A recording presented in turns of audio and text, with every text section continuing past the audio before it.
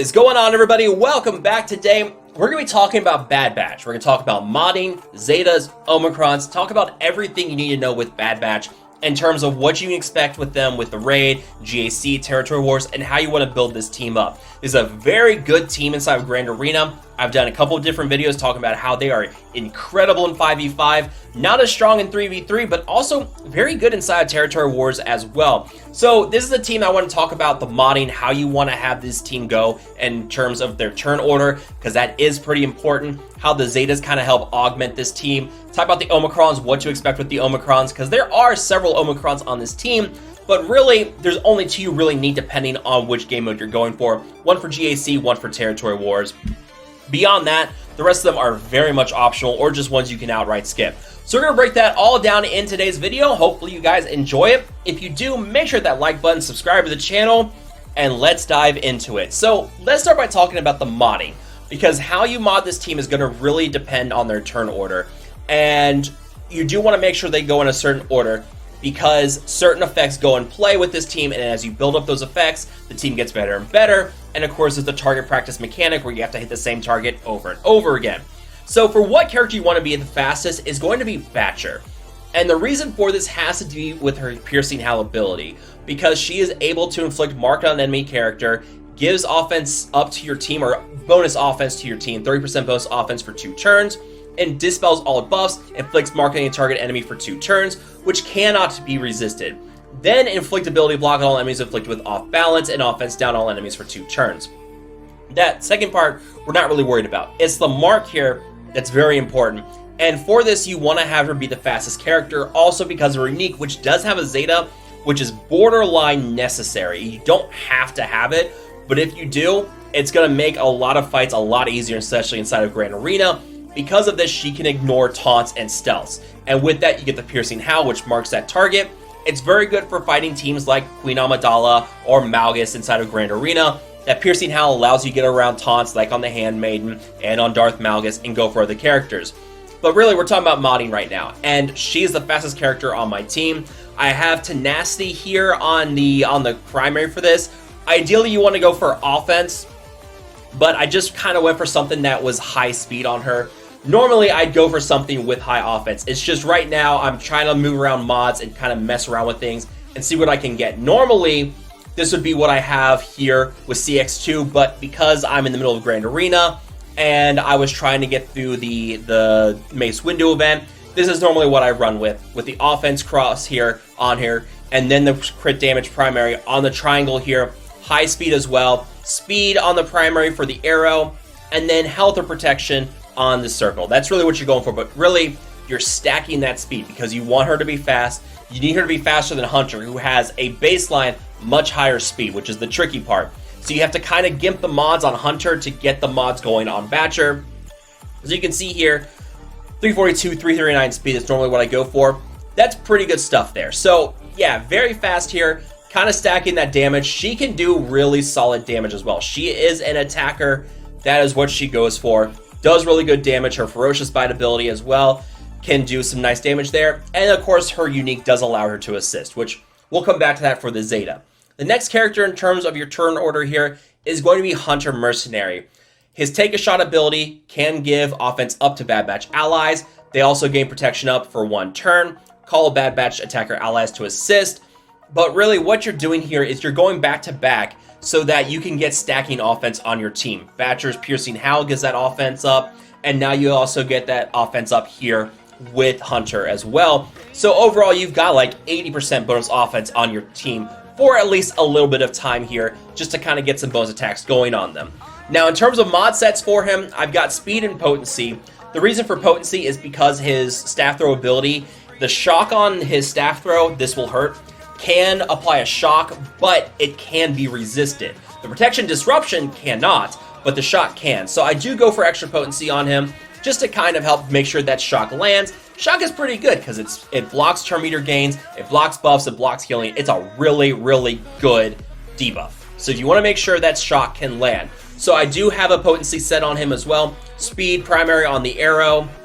We've got defense here on the triangle. You can go for damage as well. His staff throw can hit pretty hard. So if you can get a good triangle on him that can give like a really good like crit damage bonus on the primary with some solid speed. That's what you want to go for as well. Obviously potency on the primary for the cross, and then health and protection on the circle as well. This one doesn't necessarily matter. Protection's always better just because protection's more common with these teams. You get a little bit more bonus with protection, but the circle doesn't really matter for this team, really. Outside of Wrecker, I'm not really worried about health or protection primaries on the circle. That's really what you want to go for. Some solid speed on him. Make sure he is slower than Batcher. That is the #1 rule. Slower than Batcher, and you're good to go at that point. And then after that, you've got Crosshair, Wrecker, and Omega. And this is where things are going to get a little more interesting. Crosshair, within his kit, he's got Terminator manipulation, so you don't have to really worry about him going fast. I do have I have crit damage and potency sets on him, just for the stun ability here on I Will Handle It. Eventually, he will get rid of Shaken, and then you can use that to stun the enemy target when you target himself with this. So you do have the nice set going there. You can go for like health on him as well if you want to. I just did it just so I could get like, if I need a stun, emergency stun on a target, if someone's about to go do some ability that's going to really wreck my team, I at least have that extra potency just to make sure he's got that stun ready to go. Normally you're calling like Hunter to assist with this, because Hunter's basically will call another target to assist. But really, you want to go for crit damage on him just because he's got very high crit chance. I mean, look at this, 100% crit chance right here. So crit damage on the triangle, offense on the cross. I went for an offense primary with a solid speed secondary on the triangle for Crosshair as well. Because remember, again, as he gains stacks of target practice, he's gaining 15% turn meter. So you don't have to make this guy go fast. He's going to go plenty fast on his own. Some nice speed there on the circle, and some solid speed secondaries as well on the other mods, but really you want to aim for a lot of offense on this dude just because he's going to hit hard. You want to make sure he's going to be hitting hard, especially with his snipe ability. So that's what you want to go for. If you can get percent offense of secondaries on him, go for it. You can see here we got like 2.2 offense here on this mod, 4% offense on this one. He got the offense primary on the square here, so not getting that here. Just going for some extra potency as well, just to make sure that stun can land if I need it. His potency is obviously not anything great to talk about, like 80% here, even with the molly on him, but we just want to make sure he can try to land that stun if needed. If I need him to do an emergency stun, that's what I'm going for. And obviously, his target security is the big ability here with this, which thankfully doesn't need a Zeta, which is great, but we'll come back to the Zetas here eventually.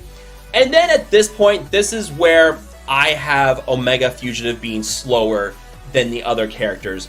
Now, you do have to keep in mind she does have 50% or 50 bonus speed on her unique here, which will kind of fudge the numbers a little bit. So you can see her speed is 279. So add speed onto that, and that will get you an idea of what you're looking for the other characters.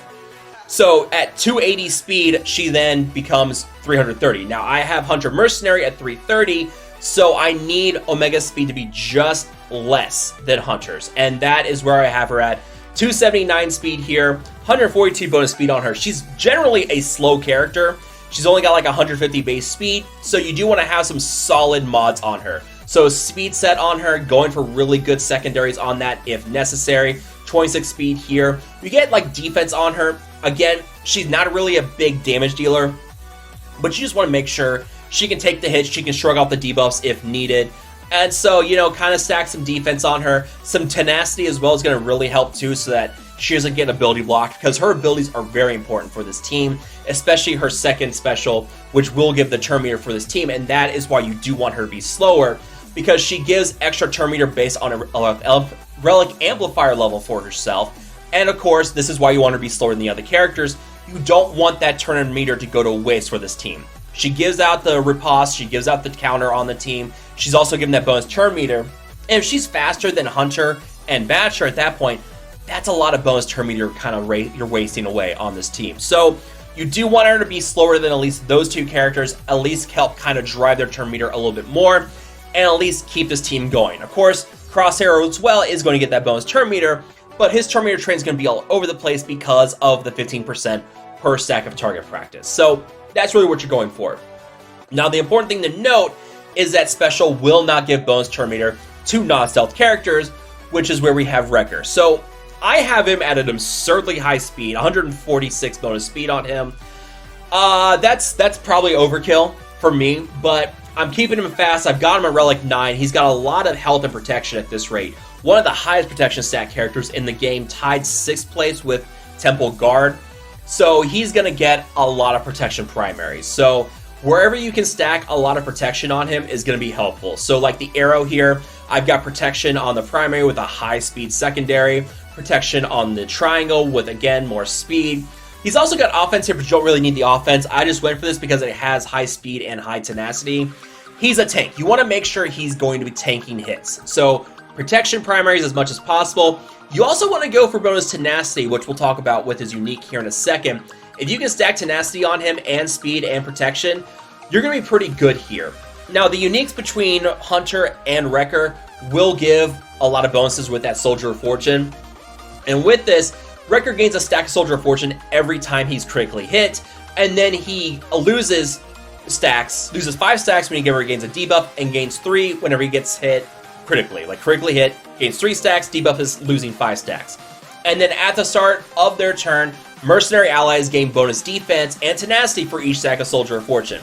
So you want to make sure that Wrecker is going to be able to shrug off those hits, but take the critical hits at the same time, because that is going to be able to keep him stacking the Soldier of Fortune, really stacks his defense, really shrugging off those hits, shrugging off those debuffs. That's going to be very important.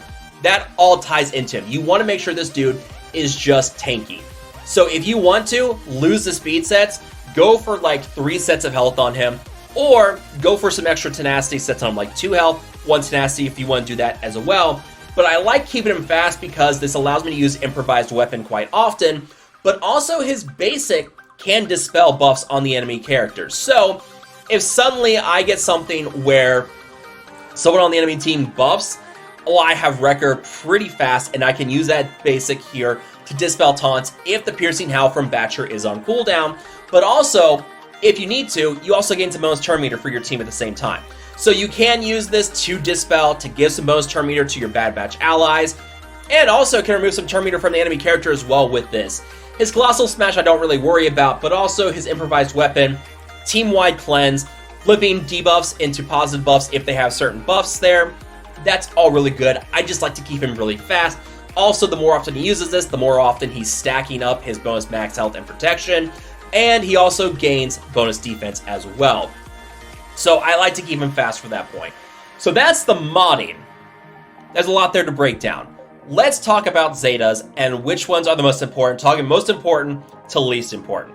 So, in terms of the most important Zetas, the one you really do want to have is going to be the Zeta on the lead for Omega, because this is really important. At the start of each character's turn, stealth allies recover 0.5% health and protection per Omega's Relic Amplifier level. Stealth Bad Batch allies cannot be critically hit. That is huge. So for her, I have Relic 8. So each turn, they're healing back 4% health and protection. That is big. Very, very big. That's why you want to go for high relics on Omega if possible. The relics also do help with the bonus turn meter on Our Way Out, and also the Big Sister ability as well. So she gets a lot of bonuses from high relic amplifier levels as it is, but this lead Zeta is super important because it also prevents the critically hit on your stealth allies, which is going to be everyone on the team but Wrecker mercenaries. So you do want to have the Zeta. Zeta, by far, the most important Zeta on this team. Next up is going to be LH-201. We've already talked about it. Batcher can ignore stealth and taunt, and her attacks cannot be evaded. So this is a really, really big deal. Yeah, like this is big. I don't know what else to say, man. Like, go for it. Like, just general, just really, really important. So that is the next most important Zeta. After that, you have a couple more here that's going to really kind of change what you want to do.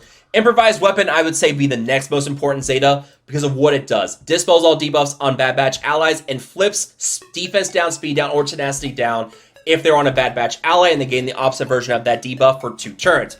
Team-wide cleanse on a Zeta, always really good. Flipping those debuffs into positive buffs, even better.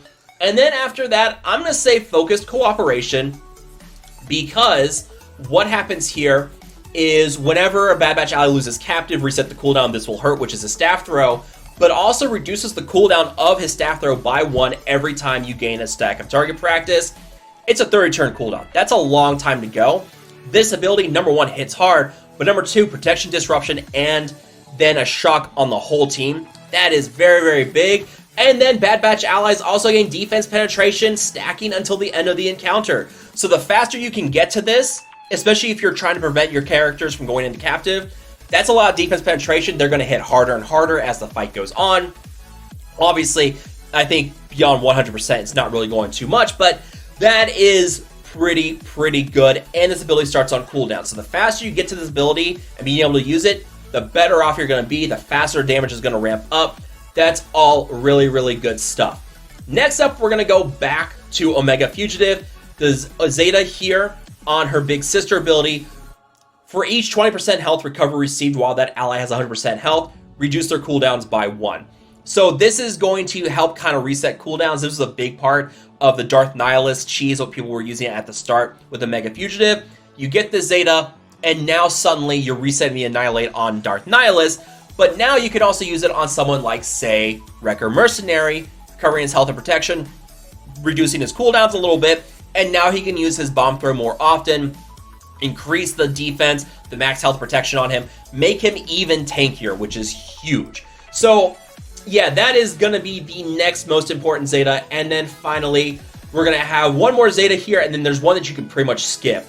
Unless you're really trying to like get the big edge inside of Grand Arena, you got to be in front to win with Wrecker Mercenary. Whenever another Bad Batch ally is inflicted with captive, the cooldown of improvised weapon is reset, and Wrecker gains taunt for 2 turns. Honestly, it's very hard to get this. There is a bug where characters who can ignore taunt can ignore the stealth on the enemy team, and that kind of messes with Bad Batch a little bit. But it's very hard to get another character on your team to go into captive before Wrecker. So this one already we're kind of losing some stuff. The one thing that does redeem this though is whenever an enemy gains 50% turn meter or more before a Bad Batch ally takes a turn, all Bad Batch allies gain 15% turn meter. This can help with certain teams like Queen Amidala. I know this can help with, but there's not a lot going on here. This turn meter does kind of redeem this Zeta. Outside of that, I'd say this is probably the worst Zeta on this team. It's good, but it's by no means necessary to really make this team work. And then finally, actually, I do want to take that. There is one more Zeta after Crosshairs that is just, I don't like it. And if you do get it, it kind of messes with Wrecker Mercenary. It's in my head, the Zeta on Crosshair. If there are no Galactic Legends, Crosshair Scarred attacks ignore protection. There's a lot of GAC teams you're gonna beat. He can beat one Galactic Legend reliably inside of Grand Arena, and that is Jabba the Hutt. There are some others he can compete against. The Bad Batch can compete against. Rey, if there's no Ezra present, can do a pretty good job of beating a Rey team. So there are a couple of Galactic Legends that you can counter with this, which means like the Zeta can't use it at this point. I'm almost always using my Bad Batch team against Jabba the Hutt inside of Grand Arena in 5v5. But for other teams here, like Malgus, like your Queen Amidala teams, ignoring that protection is really big. That's huge. I really like that. This is going to kind of make this team work really, or kind of make Crosshair like do some really good damage. Malgus, you can snipe Malgus and just wipe him off the planet because Malgus is constantly healing back protection. But if you ignore protection, really good for countering Malgus teams. It's good there. So if you're fighting against a team that's going to constantly regenerate protection and you just need to get rid of them, this Zeta is going to work pretty well, but it's a bit of a niche one. You don't really have to have it, but if you do buy it, it's one that's going to work really well. And then finally, one Zeta I'd say is just really bad, and I don't like it. The basic on Omega. With this, if a Bad Batch ally is captive, reduce their rescue objective by 5. If no one on your team is captive, the healthiest Bad Batch ally without stealth gains crit avoidance up for 2 turns. I don't like this Zeta for the simple reason we talked about it before already with Wrecker Mercenary and a Soldier of Fortune. Every time he's critically hit, he gains 3 stacks of Soldier of Fortune. You do want to be stacking that Soldier of Fortune. It gives him more defense, it gives him more tenacity. This is just, it's not ideal. If you're reducing the chance for him to take critical hits, he's not able to build up the stacks of Soldier of Fortune, which then means you can very easily wipe out the stacks on him if he's getting debuffed pretty hard. So I don't really like that Zeta. I think that one's kind of antithetical to what you're going for with Wrecker. If you are going for something where like Wrecker is gone off the team, and he's been defeated, he's gone captive, he's been defeated, he's not there anymore, then that Zeta can work pretty well. But I do not recommend getting this Zeta. I've seen no reason why I need to. My Wrecker is always up. It's very hard to get through the Wrecker. He's a tank. When he is modded properly, it is hard to kill Wrecker. So keep that in mind as you get these Zetas. I do not recommend this Zeta. I think it's really just a bad Zeta to have on this team. Not what I recommend. So finally, we're going to get to the Omicrons. Really, there's only 2 Omicrons you ever need to worry about, and that's going to depend on what game mode you're playing. If you're going for Grand Arena, you want the Omicron on Omega Fugitive here on her lead, because this is going to give some nice bonuses. You know, whenever an ally is damaged by Expose or an enemy with bonus protection, all enemies receive damage equal to 1% of their max health for each target of Target Practice on all allies, which is nice. That's really good. That can help counter teams like Finn. It can help with teams that get bonus protection. So if you have like a Padme team, this will really, really help. They're also immune to damage over time and Plague while stealth. Enemies that they defeat cannot be revived. And Bad Batch allies take a bonus turn whenever they are stunned, or another ally falls below 100% health. This is very important. So Queen Amidala, this Omicron, have to have it for beating Queen Amidala teams. Padawan Obi-Wan ignores protection. He hits with his first special on Wrecker, drops below max health because Padawan Obi-Wan can ignore protection. Boom. Everyone on the Bad Batch team takes bonus turns. And you just go ham. Really, really important to do that. So I think this alone, you have to have this if you want to use this team in Grand Arena. It's necessary. There's no ifs, ands, or buts about it. You need to have this Omicron if you want to use them in Grand Arena. It's going to make them very good. The other one to talk about is going to be the Territory War Omicron on Focused Cooperation. With this will hurt off cooldown at the start of the fight, and he reduces the turn cooldown by 5 for each stack of target practice he gets. While a Bad Batch ally is captive, Bad Batch allies deal additional instants of damage to the target enemy on their turn, which cannot be evaded. Whenever a matched enemy reduces or takes a turn, reduce their max health by 10%, excluding Galactic Legends. This Omicron has no Galactic Legend restrictions except for this final part down here. The one on Omega will not work against Galactic Legends. But outside of that, great Omicron, this one does really make them work well inside of Territory War. If you need to make this team work in Territory War, you gotta have this Omicron. There are 2 more Omicrons to talk about with Grand Arena and Territory War. The Omicron on Batcher, it really does nothing. I do not recommend this. She gets additional stacks of bleed, and then if another ally is afflicted with captive, the cooldown of her Ferocious Bite is reset. Not really that good. The one on Crosshair, it's pretty good for Grand Arena. Whenever he's afflicted with a debuff, he dispels it and gains 5% stacking offense. Whenever a Bad Batch ally with target practice uses a special ability, Crosshair assists. That's pretty good.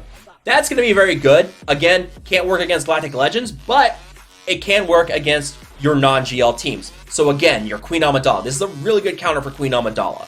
If you're not going to go for Jabba, Queen Amidala gets beat up easily by Bad Batch. This is going to help as well. So keep that in mind. You've got 2 different Omicrons for each game mode with Grand Arena and Territory Wars. Omega and Hunter's Omicrons are far more necessary. Batcher you can just outright skip. Crosshairs is pretty good, but by no means necessary. And then one more Omicron. You gotta be in front to win with Wrecker Mercenary. This is a Territory Battle 1 strictly. You do not need it. If you want it, go for it. There is some fun stuff we can work on with a video in the future. There's also an Omicron on Omega, regular Omega, with Territory Battle as well. And I do want to do a video at some point of her inside the new Bad Batch squad, replacing like Batcher, and just seeing what those 2 Omicrons can do. Just for fun. It's Territory Battles. You don't have to have it.